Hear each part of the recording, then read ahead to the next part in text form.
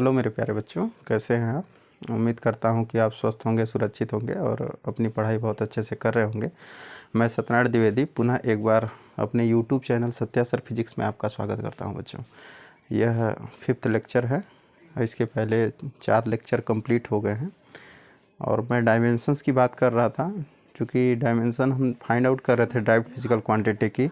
अब derived physical quantity इतनी ज़्यादा हैं कि उनका डायमेंशंस जो है बच्चों वह पॉसिबल नहीं है सबका, लेकिन हम कुछ इम्पोर्टेंट ही कवर कर पा रहे हैं और इम्पोर्टेंट कवर कर रहे हैं जिसमें हम 3 या 4 मैक्सिमम जो है 5 कवर करते हैं एक वीडियो में। आज जो है डायमेंशंस को पूरा कंप्लीट कर देंगे। अब हम ड्राइव्ड फिजिकल क्वांटिटी जितनी भी बचेंगी उनका जो है डायमेंशन हम जब चैप्टर पढ़ाने लगेंगे तो जहाँ फार्मूला ड्राइव करेंगे वहीं पर फार्मूला के साथ साथ उसका डायमेंशन हम फाइंड आउट करेंगे बच्चों। आज जो है 5-6 और हम जो है इम्पोर्टेंट फिजिकल क्वांटिटी हैं जिनका डायमेंशन हम फाइंड आउट करेंगे और उसके बाद हम पढ़ेंगे कि डायमेंशनल कांस्टेंट क्या है, डायमेंशनलेस कांस्टेंट क्या है, इस तरह की क्वांटिटी क्या क्या होती हैं उसको हम पढ़ेंगे और उसके बाद हम इसका एप्लीकेशन पढ़ेंगे। इस तरह से आज जो है वीडियो को जो है कंप्लीट करेंगे आज का लेक्चर जो है। ठीक है, तो देर ना करते हुए हम स्टार्ट करते हैं। और पहला जो फिजिकल क्वांटिटी आज के लिए है, आज हम पढ़ेंगे एंगुलर मोमेंटम बच्चों। Angular momentum. एंगुलर मोमेंटम क्या है बच्चों? तो हम लीनियर मोमेंटम पढ़े थे या मोमेंटम पढ़े थे, हम जस्ट लीनियर मोमेंटम या मोमेंटम का हम फिजिकल क्वांटिटी पढ़े थे। मोमेंटम इज इक्वल टू होता है क्या, मास इनटू वेलोसिटी, वो लीनियर था। यहाँ एंगुलर मोमेंटम हम पढ़ेंगे। तो एंगुलर मोमेंटम जो होता है बच्चों वो एल होता है, एल से रिप्रेजेंट करते हैं और इसका जो फार्मूला होता है एल इज इक्वल टू वह होता है R cross P. R cross P ये होता है इसका formula, L is equal to R cross P. और जब हम इसको क्रॉस पढ़ते हैं बच्चों, क्रॉस प्रोडक्ट डॉट प्रोडक्ट, ये वेक्टर एक चैप्टर है, उस वेक्टर में हम पढ़ेंगे कि क्रॉस और डॉट प्रोडक्ट क्या होता है। ये क्रॉस है आर क्रॉस पी। यदि ये क्रॉस तोड़ते हैं तो इसको स्केलर के फॉर्म में जब लिखते हैं तो ऐसे लिखते हैं, आर क्रॉस जब टूटेगा are P sine theta, sine theta ये हो गया। एन कैप भी आगे होता है, यदि आप लिखें तो ऐसे एन कैप। तो आर क्रॉस पी, यदि ये क्रॉस हटा तो R P sine theta N cap. अब यहाँ पे आप देखिए इसका हमको क्या निकालना है, डायमेंशन निकालना है। तो घबराना नहीं है इसमें बच्चों, ये आर जो है ना वह डिस्टेंस है और पी जो है वह लीनियर मोमेंटम है। तो और साइन थीटा क्या है, ये एंगल है। तो हम कल पढ़े थे कि एंगल का कोई डायमेंशन नहीं होता, तो इसका तो डायमेंशन होगा नहीं यहाँ से लेके यहाँ तक। अब बचा क्या, आर और पी। तो आर जो है वह डिस्टेंस है और पी क्या है, वह लीनियर मोमेंटम है। तो आर और पी के जगह हो गया एम इंटू वी। पी जो है लीनियर मोमेंटम है, तो लीनियर मोमेंटम की जगह एम इंटू वी लिख दिए, आर हो गया। अब आर जो है एक तरह का डिस्टेंस है, तो इसका डायमेंशन क्या लिख दिए बच्चों, एल। और एम का डायमेंशन मास है, वी वेलोसिटी है और वेलोसिटी का डायमेंशन एल टी की पावर -1। ये इस तरह से हो गया बच्चों। एल कितनी बार आया, 2 टाइम्स, 2 बार है। अब यहाँ पर हम सीक्वेंस बनाए तो ये हो गया एम एल स्क्वायर टी की पावर -1। ये हमारा हो गया एंगुलर मोमेंटम का डायमेंशन। एंगुलर मोमेंटम का ये डायमेंशन हो गया बच्चों एम एल स्क्वायर। एल कितनी बार है बच्चों, 2 बार, तो एल स्क्वायर और टी की पावर -1। इस तरह से जो है ये हमारा एंगुलर मोमेंटम का डायमेंशन हो गया। यूनिट क्या हो गई, तो यूनिट आप देख लीजिए, लीनियर मोमेंटम का डायमेंशन क्या होता है, सॉरी यूनिट क्या होता है। तो यहाँ पर आप देखिए यह डिस्टेंस है, ठीक है। तो ये डिस्टेंस की यूनिट क्या हो गई, मीटर। मास की यूनिट क्या हो गई, केजी। और वेलोसिटी की यूनिट क्या हो गई, मीटर पर सेकेंड स्क्वायर। यानी ए है मीटर, ए है केजी, ए हो गई मीटर पर सेकेंड स्क्वायर। तो मीटर मीटर 2 बार मल्टीप्लाई हो गया, तो केजी मीटर स्क्वायर पर second square, K G metre square पर सेकेंड स्क्वायर। ये इसका एंगुलर मोमेंटम की जो है वह यूनिट हो गई। तो यूनिट को हम यूनिट की जगह लिखेंगे और यहाँ पर हम लिख देंगे केजी मीटर स्क्वायर पर सेकेंड स्क्वायर, मीटर स्क्वायर पर सेकेंड स्क्वायर बच्चों। ये हमारी यूनिट हो गई इसकी, ठीक है। अब आगे जो है सॉरी मीटर पर सेकेंड होगा, स्क्वायर नहीं होगा, क्योंकि इसकी यूनिट क्या होगी मीटर और इसकी यूनिट क्या होगी केजी और इसकी यूनिट क्या होगी, मीटर पर सेकेंड। तो केजी मीटर स्क्वायर पर सेकेंड, केजी यहाँ पे देखिए केजी मीटर स्क्वायर पर सेकेंड इसकी जो है यूनिट हो गई। दूसरा जो है इसमें हम निकालते हैं बच्चों सेकेंड जो है, और सेकेंड हम इसमें निकाल देते हैं coefficient of viscosity, coefficient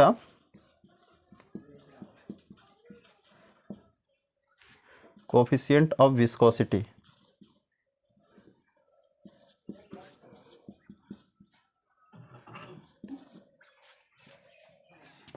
viscosity हो गया। कोफिशिएंट ऑफ जो विस्कोसिटी है बच्चों, इसका जो है इसको हम ईटा से रिप्रेजेंट करते हैं, इसको ईटा पढ़ते हैं, ये ईटा है कोफिशिएंट ऑफ विस्कोसिटी। अब ये निकल देगा तो एक फोर्स है viscous force, F is equal to 6 pi eta R into V. ये विस्कस फोर्स जो है वह जब कोई, इसको हम बोलते हैं viscous force is equal to 6 pi eta R into V, ये होता है।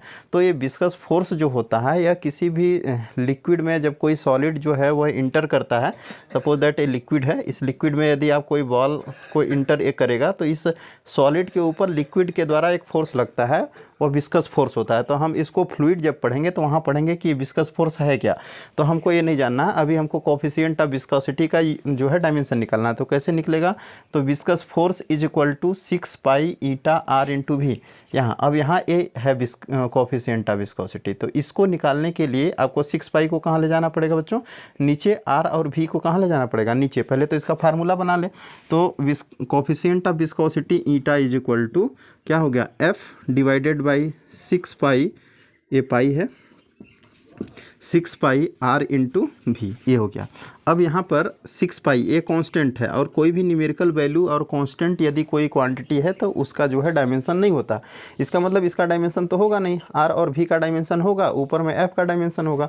तो जब हम इसका डायमेंशन निकालेंगे तो ये बच्चों इसका डायमेंशन क्या आ जाएगा, तो F का डायमेंशन क्या होता है, तो F बराबर हम क्या बताए थे आपको बच्चों, M इंटू ए, F बराबर M इंटू ए, और 6 पाई R इंटू भी, ये हो गया। तो M का डायमेंशन M ही होगा, A का डायमेंशन LT की पावर -2, और डिवाइडेड बाई 6 पाई का डायमेंशन होगा नहीं, डायमेंशन लेस क्वांटिटी है बच्चों। R जो है उसका डायमेंशन क्या होगा, L, और जो V है बच्चों उसका जो डायमेंशन होगा वो वेलोसिटी है, V जो है वेलोसिटी है, और इसका डायमेंशन क्या होता है, LT पावर -1, कल भी मैंने बताया था। तो अब यहाँ से देखिए AL से AL कैंसिल हो गया, ठीक है। ऊपर क्या बचा, MT पावर -2, और नीचे क्या बचा, LT पावर -1, ठीक है। तो अब इसको आप जो है पूरी तरह से जब कैलकुलेट करेंगे तो M तो ठीक है, M यहाँ पर है, M हो गया, L ऊपर गया बच्चों, AL एक बचा है, तो L पावर क्या हो गया, -1, T -1 एक ऊपर गया, तो क्या हो जाएगा बच्चों, T पावर -2, और यहाँ एक गया तो ये हो गया +1, तो -2 + 1 क्या आ जाएगा, -1। तो यहाँ पर आप फिर से देख लीजिए, F by 6 pi R into V हुआ, F is equal to M में लिखें, M का डायमेंशन M ही होता है, A एक्सलेशन है तो LT पावर -2 हो गया बच्चों। नीचे R जो है ये आपका लेंथ है, तो R लेंथ है तो ये रेडियस होता है, एक्चुअल में इस स्फीयर का रेडियस है, तो रेडियस एक तरह का लेंथ ही होता है, तो लेंथ हो गया R का, और V वेलोसिटी है तो LT पावर -1 हो गया। L से L कट गया, T पावर -1, और यहाँ पर देखिए बच्चों M एज इट इज, ए L नीचे से ऊपर गया तो क्या हो गया, पावर में -1, T -1 गया, यहाँ T -2 था, तो वो क्या हो गया, T -1 बचा, तो M L की power -1, T power -1, M L power -1, T power -1। इसकी जो यूनिट होती है ना कोफिशिएंट ऑफ विस्कोसिटी, इसकी यूनिट होती है बच्चों डेकापॉइज, डेकापॉइज होता है, 10 डेकापॉइज, डेकापॉइज, 10 डेकापॉइज। ये कभी कभी पूछ लेता है, कोफिशिएंट ऑफ विस्कोसिटी ईटा की जो यूनिट होती है वो 10 डेकापॉइज होती है। हमको आई होप आपको क्लियर हो गया होगा कि कैसे हम कोफिशिएंट ऑफ विस्कोसिटी का डायमेंशन फाइंड आउट किए। F is equal to viscous force, F is equal to 6 pi eta R into v, eta is equal to F/6πr into v a dimensionless है क्योंकि एफ numerical value है, numerical value का dimension नहीं निकलता है। 6π जो है डायमेंशन लेस हो गया। F = m इंटू ए बच्चों, m का डायमेंशन m ही होगा, a का होगा L⁻², और r का जो है एक तरह का लेंथ है तो l भी L⁻⁻1, l से l कैंसिल हो गया, m और T⁻⁻2 और T⁻⁻1 तो T⁻⁻1 बचेगा, L⁻⁻1 हो गया। 10 डेकापाइज इसका जो है यूनिट हो गया। डेकापाइज भी बोलते हैं और 10 डेकापाइज भी बोलते हैं अलग। तो ये इस तरह से हो गया। तीसरा हम जो है निकाल लेते हैं बच्चों करंट का। करंट I जो होता है I = Q/T। तो करंट का जो है वह करंट का तो आपका चार्ज का निकालिए पहले। करंट का तो ए होता ही है, करंट तो फंडामेंटल फिजिकल क्वांटिटी है। आप चार्ज निकालिए, जो चार्ज हो चार्ज Q, तो Q = होता है IT। Charge Q = I × T, current × time. तो I हम इसका जो है I का हम बताए थे कि करंट का कहीं कहीं डायमेंशन A लिखा जाता है, कहीं कहीं पर I लिखा जाता है। तो करंट का डायमेंशन A हो गया क्योंकि ये फंडामेंटल क्वांटिटी है करंट, तो A हो गया। और T टाइम भी फंडामेंटल है तो A हो गया क्या T। तो इसको हम क्या लिखते हैं, इसको हम ऐसे लिखते हैं बच्चों M0 L0, ठीक है, T और A हो गया आपका चार्ज का dimension. Q = IT, I current है, करंट का जो डायमेंशन हो गया वो A, एम्पियर उसकी यूनिट होती है इसलिए A, कहीं कहीं पर I भी लिखते हैं। और टाइम का डायमेंशन T, तो अब क्या हो गया M नहीं है, M कोई भी फंडामेंटल क्वांटिटी जो मास है वो इन्वॉल्व नहीं है चार्ज में, तो M⁻0 L⁻0 T A, ये हो गया आपका क्या चार्ज का डायमेंशन। और इसकी यूनिट क्या हो गई बच्चों, इसकी यूनिट जो होती है, चार्ज की यूनिट होती है कूलाम। चार्ज की जो यूनिट होती है कूलाम, इसको C से रिप्रेजेंट करते हैं, चार्ज की यूनिट कूलाम होती है, ठीक है। चौथा जो है बच्चों, वो चौथा हम इसमें पढ़ते हैं कि पोटेंशियल, ये पोटेंशियल का क्या होता है डायमेंशन। पोटेंशियल जो है इलेक्ट्रिक पोटेंशियल बोल सकते हैं हम, इलेक्ट्रिक पोटेंशियल, ठीक है। इलेक्ट्रिक पोटेंशियल जो V है, इसका जो है फार्मूला क्या हो, तो V = होता है बच्चों W/Q। V = होता है W/Q। W क्या है, वर्क है, और Q क्या है बच्चों, चार्ज है। तो वर्क अपॉन चार्ज, चार्ज का तो आपने ऑलरेडी निकाल लिया, और वर्क का आपको पता होगा, वर्क और एनर्जी दोनों का डायमेंशन क्या होता है, सेम। तो यहाँ पर जो वर्क है वह है mL² T⁻², mL² T⁻⁻2 divided by यहाँ पर ये देखिए चार्ज के जो डायमेंशन है A और T को रख दीजिए आप, A और T को आप ऐसे रख दीजिए। V = W/Q, W का जो है वर्क है, इसका डायमेंशन होता है mL² T⁻⁻2 जो है, और AT, Q = ATA जो है। अब इसको यदि आप कैलकुलेट करेंगे तो AT जो है ऊपर यहाँ 1 है, ऊपर जाके -1 हो जाएगा, तो यहाँ हो जाएगा mL² T⁻⁻3 माइनस A ऊपर जाएगा -1, -2 पहले से था, -3 और A⁻⁻1। ये आपका जो है बच्चों इसका इलेक्ट्रिक पोटेंशियल का जो है डायमेंशन हो गया, mL² T⁻⁻3 A⁻⁻1, ए इसका डायमेंशन हो गया। और इसकी जो यूनिट होती है, इसकी यूनिट होती है वोल्ट, इसकी यूनिट होती है बच्चों वोल्ट, इसकी यूनिट हो गई वोल्ट। ये 4 हो गए। पांचवा जो है इसमें हम कैपेसिटेंस पढ़ लेते हैं, नेक्स्ट एक लास्ट, उसके बाद आगे हम बढ़ेंगे बच्चों। नेक्स्ट कैपेसिटेंस पढ़ लेते हैं। जो कैपेसिटेंस होता है 5वां नंबर पे,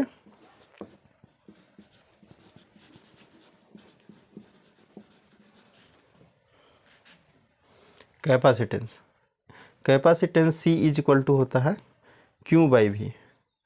C = कैपेसिटेंस जो है C = Q/V।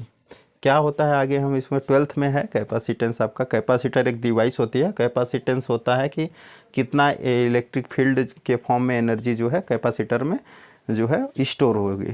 तो capacitor is a device and capacitance is the amount of electric field stored in a capacitor. तो capacitance C is equal to Q by V. Q जो है वह चार्ज है और चार्ज का आपने निकाल ही लिया AT, और V आपका पोटेंशियल है, पोटेंशियल का भी आपने निकाल ही लिया यहाँ पर।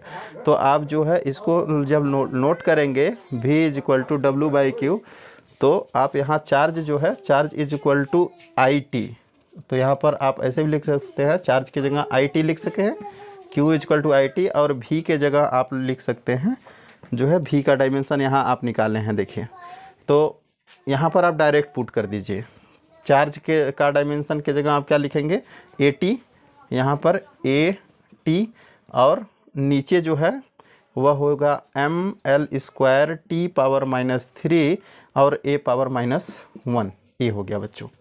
जब ये कैलकुलेट होगा यहाँ पर A क्या, ए पोटेंशियल का डायमेंशन, यहाँ से इलेक्ट्रिक पोटेंशियल का डायमेंशन है, तो अब इसको आप क्या लिखोगे M पावर -1, AM ऊपर गया, L पावर -2, T पावर, यहाँ देखिए T पावर 3, -3 था तो 3 हो गया, और यहाँ पर एक A है तो T पावर 4, A यहाँ -1 है, ऊपर जाके क्या हो गया A पावर +1, और यहाँ A है तो A स्क्वायर हो गया।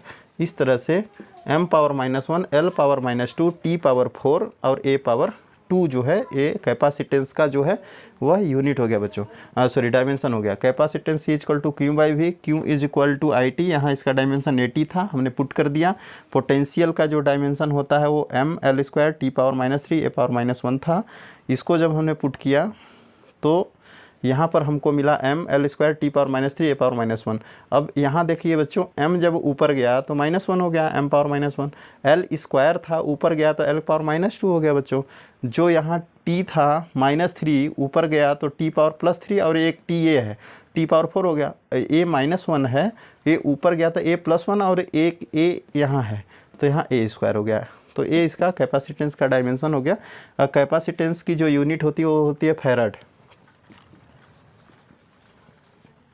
तो ये इसकी यूनिट होती है फैराड, माइक्रो फैराड, ठीक है। तो इस तरह से मिली फैराड, जब ये ऐसा यूनिट इसका फैराड होता है। तो इस तरह से हमको बहुत सारे हैं, अब सबका पॉसिबल तो नहीं है, तो ये डायमेंशंस को हम यहीं पर जो है डायमेंशंस जो निकाल रहे हैं ड्राइव्ड फिजिकल क्वांटिटी का, उसको बच्चों यहीं पर हम ख़त्म करते हैं। आगे जो है हम कुछ इसमें जो है डायमेंशनल कांस्टेंट फिजिकल क्वांटिटी क्या होती है, डायमेंशन लेस कॉन्स्ट जो है वह फिजिकल क्वांटिटी क्या होती है, वेरिएबल जो है वह dimension less variable, dimension less constant, इनके बारे में थोड़ी सी बात कर लेते हैं कि ये क्या है। On the basis of dimensions जो है फिजिकल क्वांटिटी को 4 पार्ट में कैटेगराइज किया गया है, ठीक है। आप तो बोलेंगे कि सर जो है पीछे आप जो है फिजिकल क्वांटिटी को केवल 2 पार्ट ही बताए थे, on the basis of their dependency and on the basis of their directional property, लेकिन on the basis of physical dimension, on the basis of dimensions, ये भी 4 तरह के होते हैं। फिजिकल क्वांटिटी को 4 पार्ट में, फिजिकल क्वांटिटी सेम है, बस उसकी प्रॉपर्टी बहुत सारी है, इसलिए उसको अलग अलग प्रॉपर्टी के आधार पर कैटेगराइज कर दिया गया है। तो बच्चों यहाँ पर on the basis of dimensions physical quantity जो हैं वह कितने प्रकार की हैं, 4 टाइप्स की हैं। अलग अलग उसके टाइप्स हम जो हैं उसको पढ़ लेते हैं। तो पहला जो है उसमें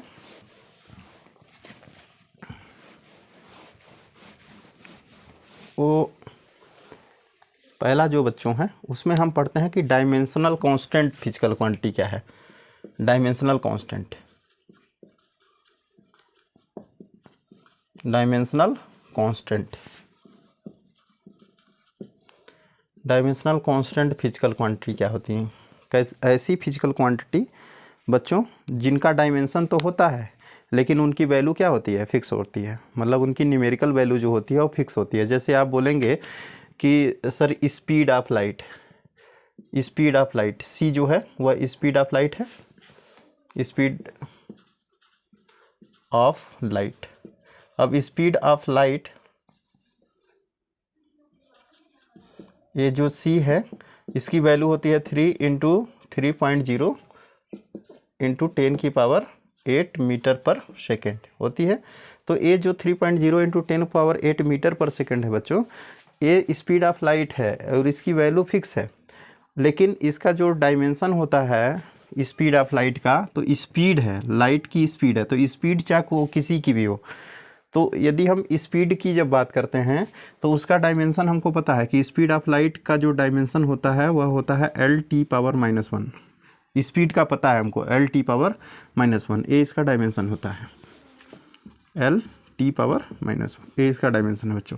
तो इसका मतलब स्पीड ऑफ लाइट का डायमेंशन L_T⁻⁻1 होता है। तो ऐसी फिजिकल क्वांटिटी जिसका डायमेंशन तो हो, डायमेंशनल यानी डायमेंशन तो हो, लेकिन उसकी वैल्यू क्या हो, फिक्स हो, ऐसी बहुत सारी हैं। आप दूसरा क्या लिख सकते हैं, आप दूसरा लिख सकते हैं ग्रेविटेशनल कांस्टेंट, ग्रेविटेशनल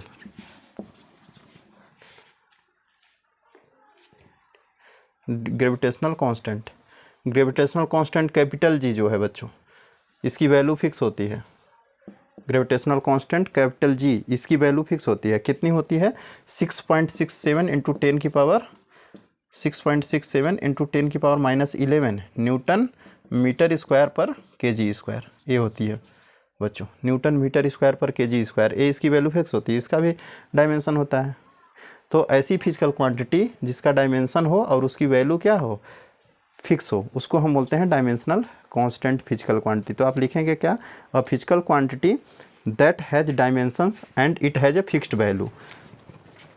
तो अ फिजिकल क्वांटिटी, इसका डिफिनीशन क्या है, a physical quantity that has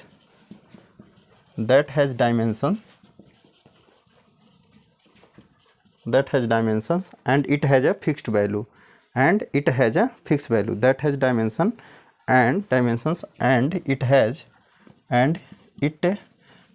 fixed value, इनकी वैल्यू क्या होती है, फिक्स होती है, ये डायमेंशनल कांस्टेंट होते हैं। ग्रेविटेशनल कांस्टेंट हो गया, स्पीड ऑफ लाइट हो गया बच्चों, इसके अलावा और भी हैं, और वह क्या है, इलेक्ट्रिक फोर्स कांस्टेंट जो होता है, इलेक्ट्रिक फोर्स कांस्टेंट जो वह उसकी भी वैल्यू फिक्स होती है, उसका भी डायमेंशन होता है। तो इस तरह से बहुत सारी फिजिकल क्वांटिटी हैं जिनका डायमेंशन है और उनकी वैल्यू क्या है, फिक्स है, तो इसको हम बोलते हैं dimensional constant, a physical quantity that has a dimensions and it has a fixed value. तो दूसरा क्या है, दूसरा इसका टाइप क्या है बच्चों, तो पहला टाइप हमने पढ़ लिया, दूसरा इसका जो टाइप है वह है डायमेंशनल कांस्टेंट, डायमेंशनल वेरिएबल पढ़ लीजिए या डायमेंशन लेस कांस्टेंट पढ़ लीजिए, डायमेंशन लेस कांस्टेंट क्या है, डायमेंशन लेस कांस्टेंट यानी ऐसी फिजिकल क्वांटिटी जिसका डायमेंशन न हो और उसकी वैल्यू क्या हो, फिक्स हो, तो उसको हम बोलते हैं डायमेंशन लेस कांस्टेंट। तो dimension a constant physical quantity, या तो आप ऐसे बोल सकते हैं कि कोई भी फिजिकल क्वांटिटी जो कांस्टेंट है, लाइक क्या बोल सकते हैं 1 2 3, ए जो कोई भी न्यूमेरिकल वैल्यू जो है, ए है डायमेंशन लेस कांस्टेंट, और साथ साथ में पाई आता है, पाई इसकी भी वैल्यू फिक्स होती है। तो ए यदि किसी फार्मूले में 1 2 3 4 पाई इस तरह की चीज़ें लिखी है तो वो डायमेंशन लेस होती हैं, और एक कांस्टेंट भी होती हैं, 1 2 3 4 पाई की वैल्यू भी फिक्स है, ठीक है, 22/7 या तो 3.14, ठीक है, ये जो वैल्यू फिक्स है तो इसका डायमेंशन नहीं होता, और डायमेंशन नहीं होता तो इसकी जो है बच्चों, इसकी वैल्यू कांस्टेंट है, मतलब इसकी वैल्यू फिक्स है और इसका डायमेंशन नहीं होता, डायमेंशन लेस कांस्टेंट हो गया। और तीसरा जो बच्चों आएगा वह आएगा डायमेंशनल वेरिएबल क्या होता है, तो इसमें तो बहुत सारा है, डायमेंशनल वेरिएबल,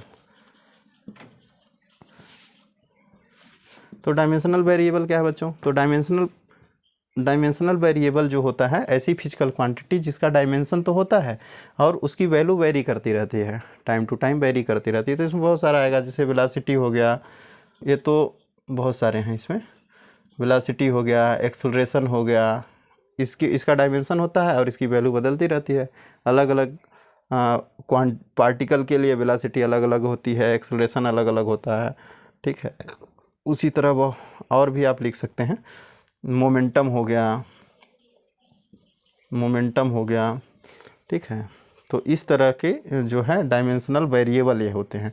और लास्ट में चौथा होता है बच्चों, वह डायमेंशन लेस वेरिएबल क्या होता है, डायमेंशन लेस वेरिएबल, डायमेंशन भी ना हो डायमेंशनलेस वेरिएबल,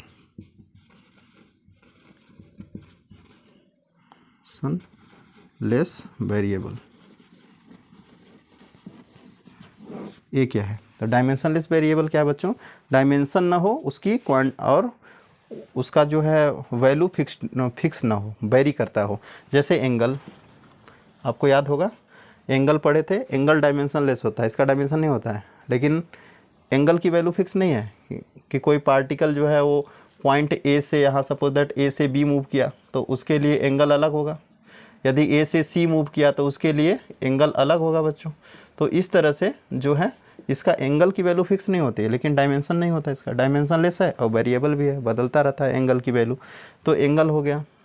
और दूसरा क्या है बच्चों? जिसे रिफ्रैक्टिव इंडेक्स है, डायमेंशनलेस है, वेरिएबल होता है। हर किसी के लिए, ग्लास के लिए रिफ्रैक्टिव इंडेक्स अलग होता है, वाटर के लिए अलग होता है, ठीक है, और जो है केरोसिन के लिए अलग होता है। तो जो रिफ्रैक्टिव इंडेक्स होता है बच्चों वह भी डायमेंशनलेस वेरिएबल में आता है। फिर उसके बाद आपका अगला और क्या है इसमें डायमेंशनलेस वेरिएबल में? तो कल हमने बताया था स्ट्रेन, ये है स्ट्रेन बच्चों। स्ट्रेन जो है इसकी भी ये भी डायमेंशन नहीं होता है इसका, और इसकी वैल्यू क्या होती है? बदलती रहती है। आप जितना ज़्यादा फोर्स लगा के किसी पर इलास्टिक बॉडी पर खींचेंगे उसके हिसाब से उसका स्ट्रेन अलग अलग आएगा। Change in length divided by original length होता है। तो ये सब एग्जांपल्स हैं डायमेंशनलेस वेरिएबल का। डायमेंशनल कांस्टेंट, ऐसा फिजिकल क्वांटिटी जिसकी वैल्यू जिसका डायमेंशन हो और उसकी वैल्यू फिक्स हो। ऐसा फिजिकल क्वांटिटी जो इसका डायमेंशन ना हो उसकी वैल्यू फिक्स हो, जैसे 1 2 3 और इसमें पाई आता है। डायमेंशनल वेरिएबल ऐसी फिजिकल क्वांटिटी जिसका क्या हो? डायमेंशन हो और उसकी वैल्यू फिक्स ना हो, इसमें बहुत सारे हैं। और ऐसी फिजिकल क्वांटिटी जिसका डायमेंशन ना हो और उसकी वैल्यू जो है भी फिक्स ना हो। तो ऐसे में ये है एंगल, जो है रिफ्रैक्टिव इंडेक्स, स्ट्रेन, इस तरह के बहुत सारे फिजिकल क्वांटिटी होती हैं बच्चों जो है। आगे हम